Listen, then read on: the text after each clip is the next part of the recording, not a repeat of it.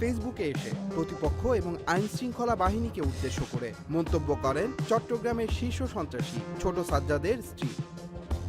শনিবার রাত 10টার দিকে রাজধানীর বসুন্ধরা সিটি থেকে সাজ্জাদকে আটকের পর সামাজিক যোগাযোগ মাধ্যমে এসে এভাবেই দেশের প্রচলিত আইনকে বুড়ো আঙুল দেখানোর ঔদ্ধত্য প্রকাশ করেন চট্টগ্রামের শীর্ষ সন্ত্রাসী সাজ্জাদের স্ত্রী। এর আগেও চট্টগ্রামে একের পর এক সন্ত্রাসী তৎপরতায় আলোচিত সন্ত্রাসী ছোট সাজ্জাদকে 2024 সালে 17 জুলাই অস্ত্রসহ গ্রেফতার করে আইন শৃঙ্খলা বাহিনী। তবে আইনের ফাঁক গলে সেবারও পার পেয়ে যান এই সন্ত্রাসী। এর আগে গত বছর 4 ডিসেম্বর চট্টগ্রাম নগরীর অক্সিজেন এলাকায় পুলিশ তাকে ধরতে গেলে গুলি ছুটতে ছুটতে পালিয়ে যান সাজ্জাদ। এতে পুলিশ সহ অন্তত 5 জন আহত হন।